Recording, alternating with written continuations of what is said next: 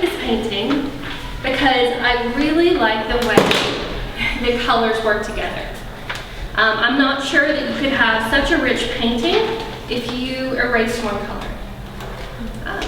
So I thought the diversity of the colors and the way that they work together to create a cohesive piece was something that was really special about this painting. So I'm from rural Middle Tennessee, and we were lucky in rural Middle Tennessee in that we didn't really have a lot of, we didn't have options. So there was, 2 or 3 elementary schools and 1 high school. So I went to high school with people I went to elementary school with. So I followed that pipeline, and there weren't options. So I had an amazingly diverse public education experience. I had people from, low income backgrounds, people from high income backgrounds. Our school truly represented the diversity of our community. And I took that for granted, really, until I came to Hamilton County and started to learn more about what happens in our schools and kind of the different diversity or lack thereof in our public school system. So why is diversity important, or is it important? Is it diversity in a classroom or diversity in a community? Or even look around this room, I'm actually pretty amazed at the diversity that I just see here. Why is that important? Yeah, the presence of true diversity alleviates the them and the theys. A lot of times if diversity is not present, we tend to talk in them and theys because there is a perspective that we've never experienced. But when you have the opportunity to be around individuals that think differently, that grew up differently, there's an alleviation of the them and the they. It's an us, because this is where we go to school. Going from what you were saying, the different points of view, I think a person's general well-being, I think, is improved when they are, they're around diversity, they're around different people, they're around people who don't necessarily believe, agree with them, they're around people who believe different things. I think it just makes an overall better person in this world. We can have racial diversity, and they could all be the 1% of wealth makers in the country. We could also have age diversity. We could have economic diversity. Like, what are the other different kinds of diversity that are important to have at the table? There's a lack of diversity in what an educated person is. And if you go back to Dewey with multiple intelligences, in other words, you put a highly educated PhD person in the middle of the Congo and they probably won't survive. Or somebody who may not know how to read knows an awful lot in that situation. So I think we don't have enough diversity of what makes a person intelligent. If they can't do numbers and can't read well, they can be very, very smart in other areas, but they never get acknowledged. So it leaves an awful lot of children out. Sure, so different kind of intelligences. Yes. I love what you just said, because it points to like this other form of diversity that we don't think about a lot, which I think is the diversity of power. So who gets to define what intelligence is, right? Or what we're being educated for. So I think about there can be like this terrible corporate facade to like conversations about diversity, like with multiculturalism, for example. You use the terminology bringing people to the table. I always ask, like, well, what do white people bring? And the answer is the table, right? Like, we own that. You know what I mean? We get to define what multiculturalism is, what it means to have a multiracial landscape. It's always from the white perspective. And that's because of that power difference. It's always there and assumed.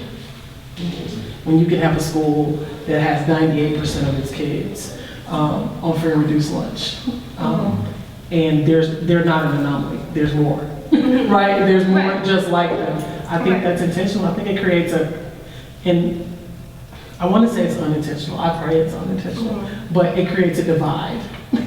It creates the they. The they.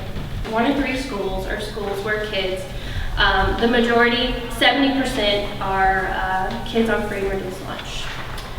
50% of our schools are schools where there's 60% or more of our kids on free and reduced lunch, so economically disadvantaged. 85% of white students in Hamilton County go to schools where majority white schools, so schools where people look like them. And 56% of our African American students go to schools that are majority minority, so with people that look like them.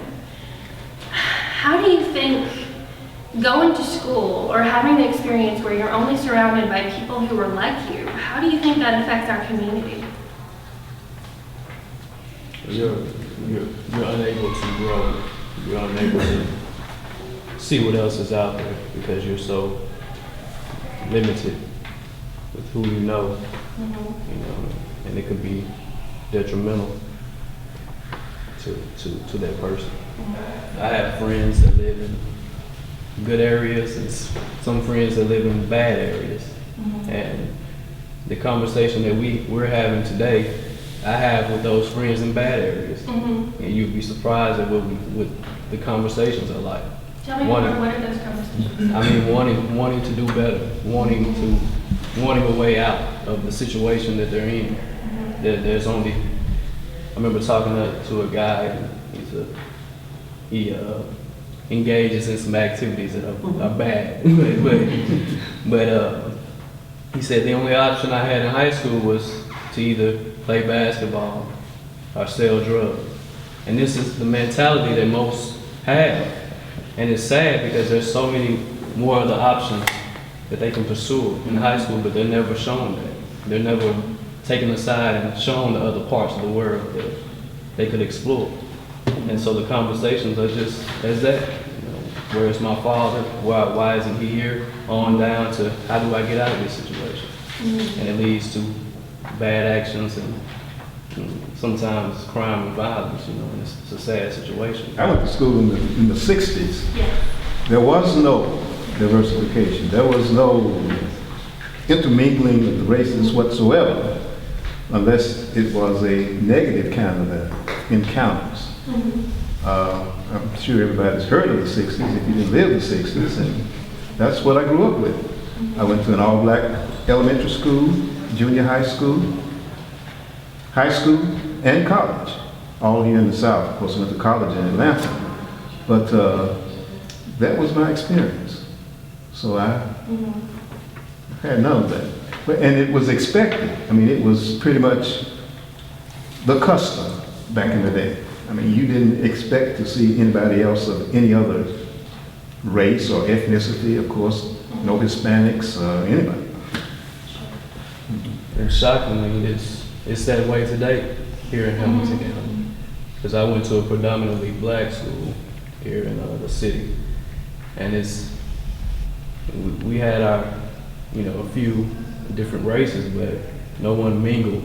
It was all the same race, and you knew them from childhood up until 12th grade. And it's the same way, and the same people still are together today.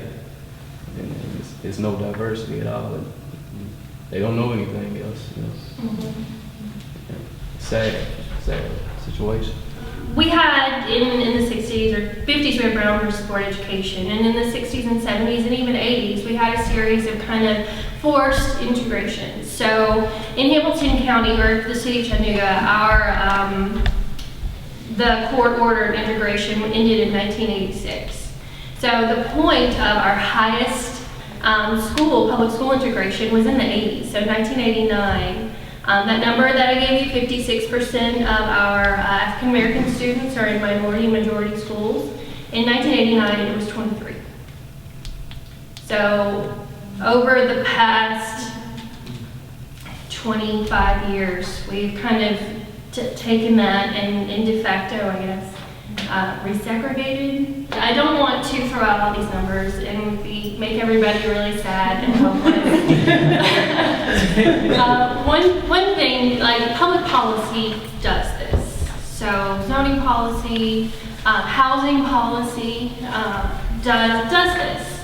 So there are ways, and there are other cities that have actually kind of said this is a problem and this is wrong for our kids and this is wrong for our community. There are interesting things like Omaha, Nebraska, of all places, has decided to form a metro school system. So they decided they didn't have the diversity they wanted in the city of Omaha, so they combined with the outlying districts to create a metro school system. Same thing with Cincinnati did that to a certain extent. Louisville, actually, they got out of their court-ordered desegregation in the 80s, but they decided as a community it was so important to them to maintain that diversity that they kept up these progressive student placement policies to ensure that they didn't have schools of concentrated poverty. So they were even sued by some parents in 2007 that says they couldn't really do it, so they kind of had to finagle a different way to get at the desegregation and breaking up schools of concentrated poverty. Cambridge, Massachusetts has also looked at some really progressive ways to ensure, they kind of mandate on their schools that no school is allowed to have more than 50% of kids on free and reduced lunch. So, public policy does this. Public policy can undo it. We at Unify Ed, we're actually an organization. What we do is we kind of take community priorities and listen to what's going on in the community, take that data that I told you, and then look at those best practices. So all over the country, how are other groups, organizations, systems trying to get at this, trying to fix this for their communities? So at Unify Ed, we bring the community together to actually get involved and lobby our elected officials. So lobby our school board representatives, our county commissioners, or even city council people when appropriate, to ensure that we've got policies that are, among other things, trying to ensure that we don't have schools of concentrated poverty.